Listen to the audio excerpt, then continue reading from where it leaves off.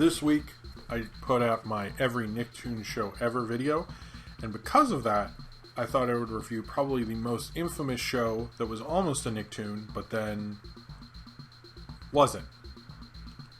And that was Adventure Time.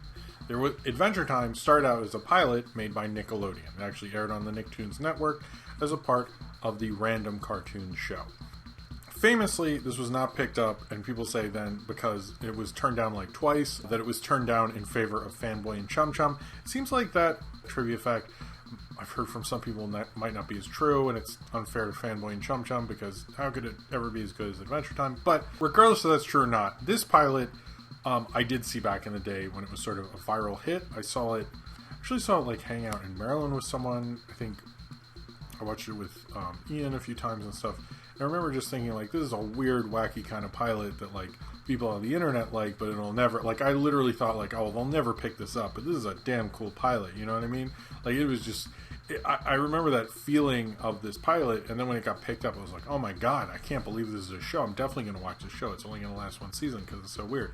But that, when you watch this, it's sort of hard to remember that feeling of the pilot because it just seemed like so different from what was going on in animation at the time, because kids animation in the 2000s I don't think was really breaking through the way it does now. Most people didn't really talk about it, to be honest. There's probably more videos and reviews about it now than there was actually at the time, than the kids who were kids at the time, because people were mostly ignoring it, and this kind of transcended that. But basically the plot of this, it's also very early. It's sort of so early that, you know, obviously all the voices are different. Finn's voice is different. Princess Bubblegum's voice is different. But it just feels very much like early season Adventure Time. A lot of high energy kind of craziness. Basically, you have Finn and Jake are hanging out.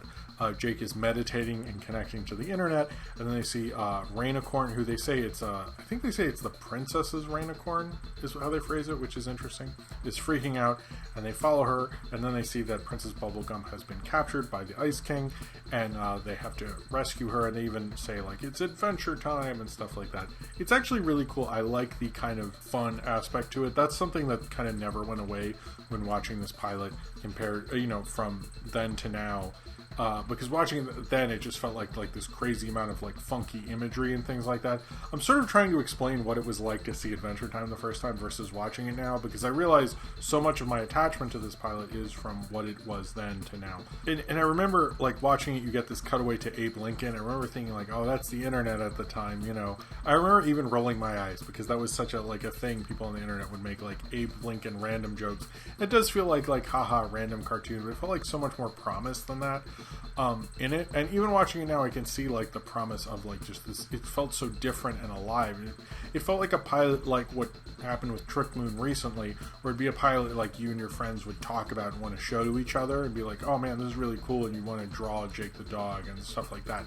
It had that energy in it, and I still kind of feel that way about it. It just feels like a kind of cool little snippet of what Adventure Time would be, and I like it. It feels a little simpler. It feels almost like Adventure Time more for kids than even the Adventure Time that we would get with Cartoon Network. It's sort of interesting on Nickelodeon, it's more for kids, and Cartoon Network it was able to kind of blossom into something more. That's been an accusation that people felt if it had been picked up by Nickelodeon, it wouldn't be what it was on Cartoon Network. Since, you know, that didn't actually happen, we're only really guessing, and possibly that's true, but I still think it probably would have been maybe sort of something, probably would have just been a cult show.